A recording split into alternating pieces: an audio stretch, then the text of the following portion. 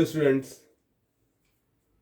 आपका कक्षा 9वीं के विषय भूमिति में एक्सरसाइज 3.5 के लास्ट प्रश्न में आपका हार्दिक स्वागत। विद्यार्थियों, इस प्रश्न को मैं बोर्ड पर नहीं लिख रहा हूँ, आपके टेक्स्ट बुक में प्रश्न दिए हुए हैं।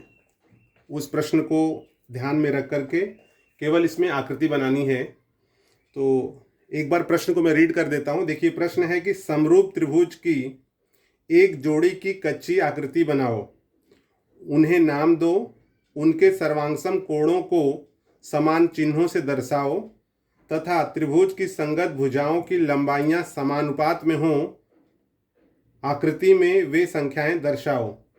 तो हम विद्यार्थियों यहाँ पर इस प्रश्न को आकृति के माध्यम से समझाने का प्रयास कर रहे हैं। सर्वप्रथम कहा गया है कि आकृति आपको ऐसी बनानी है जो समरूप हो।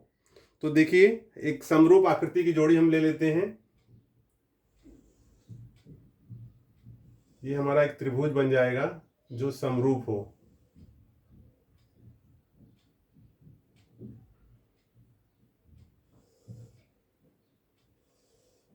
बहुत नहीं, बड़ा नहीं बनाना है आपको, लेकिन थोड़ा सा सिर्फ आकृति बनानी है, तो थोड़ा वो आकृति स्पष्ट दिखे, इस प्रकार से बनाना है।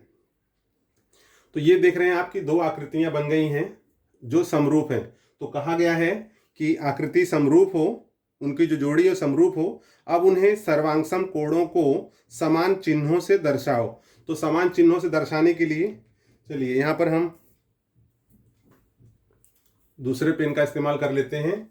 जैसे यहाँ पर नाम दे दें हम, नाम A B C P Q R. ठीक है, त्रिभुज A B C P Q R, ये कैसे त्रिभुज है? तो यहाँ आप लिखोगे त्रिभुज ए बी सी समरूप त्रिभुज पी क्यू आर। दो त्रिभुज समरूप है। अब इन्हें कहा गया कि समान कोण से दर्शाइए। तो कोण ए के साथ में हमने कोण पी ले लिया, कोण बी के साथ में कोण क्यू ले लिया, और यहाँ पर कोण सी के साथ में कोण आर ले लिया। ठीक है, अब इन्हें हमने सर्वांगसम चिन्हों से दर्शा दिया है।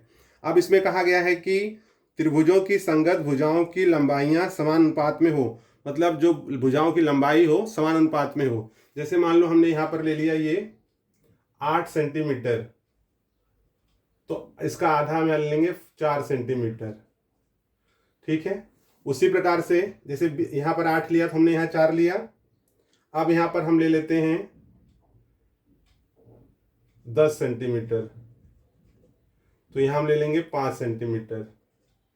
और इसके बाद में अब यहाँ पर है, तो जैसे मान लो हमने यहाँ पर ले लिया 6 सेंटीमीटर, तो यहाँ हम ले लेंगे 3 सेंटीमीटर। तो इस प्रकार से विद्यार्थियों, ये जो प्रश्न है तीसरा, उसे हमें बताना था। और कई बार एग्जाम में भी इस तरह के प्रश्न पूछे जाते हैं। है सिंपल ये, अगर आपको समझ में आ गया तो आपको 3 मार्क्स, अदरवाइज 2 मार्क्स कम से कम इस प्रकार के प्रश्न पूछे जाते हैं। देखिए, प्रश्न क्या था कि आपको समरूप त्रिभुज बनाना था। तो हम कोई भी माप का, ये 8 है तो 8 ही मत खींचिए आप, या 10 है तो 10 मत खींचिए, लेकिन दोनों आकृति एक जैसी दिखनी चाहिए। इस प्रकार का त्रिभुज आप बनाइए। कहा गया है कि समरूप त्रिभुज बनाइए, तो कोई भी माप का, कोई जरूरी नहीं है कि 10 खींचा कहा गया है। जैसे अब मैं यहाँ देखूंगा तो 10 थोड़ी है ये, लेकिन आप कोई भी माप का खींचिए, दोनों एक जैसा दिखे, समरूप आकृति हो। और उसके बाद में फिर कहा गया है कि उनको समान चिन्हों से दर्शाइए। तो देखिए, यहाँ पर समान चिन्ह है, ये हमेशा याद रहे। ए के साथ में, जैसे यहाँ पर है ए के साथ में पी है, तो ए के साथ में पी दर्शाया हमने। बी के साथ में क्यू है, यहाँ भी देखो बी के साथ में क्यू है। सी के साथ में आर है, तो सी के साथ में आर है। तो ये हमने समान चिन्हों से दर्शा दिया। अब उसके बाद में है कि इनके जो भुजाओं का अनुपात है वो समान हो। तो जैसे अगर भुजाओं का अनुपात लेते हो आप यहाँ लोगे 8/4, तो कितना आएगा? 4 एकम 4, 4 दूनी 8, 2/1। यहाँ लेते हो 10/5 है, 10/5, 5 1 जा 5, 5 2 जा 10, 2/1। यहाँ पर लोगे आप 6/3, 3 1 जा 3, 3 2 जा 6, 2/1। तो आप देखो तीनों का अनुपात क्या मिल रहा है? 2/1, 2/1, 2/1। ठीक है, तो तीनों का जो अनुपात है वो समान आना चाहिए। मान आप यहाँ पर कोई भी लो, लेकिन उनके जो अनुपात आए वो समान आए। तो इस प्रकार के मान लेने हैं। और आपके जो प्रश्न के जो प्रश्न पूछा गया था उसका हल हमें इस प्रकार से आकृति बना करके प्राप्त होता है। तो आपको एग्जाम में केवल ये आकृति ही बनानी होगी। उसमें कहा गया होगा कि आप आकृति बनाइए, उनको सर्वांगसम कोणों को दर्शाइए और त्रिभुज की भुजाएं समान अनुपात में हो, इस प्रकार का माप लिखिए। तो आपको इस प्रकार से लिखना है।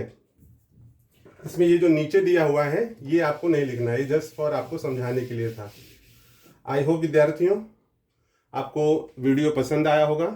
यदि आपको वीडियो पसंद आया है तो शेयर करिए, सब्सक्राइब करिए और कमेंट बॉक्स में कमेंट लिखना न भूलें, ताकि आपको आपके जो डाउट हैं उसको हम और स्पष्ट रूप से क्लियर कर सकें और आपको और अच्छा वीडियो बना करके समझाने का प्रयास करें।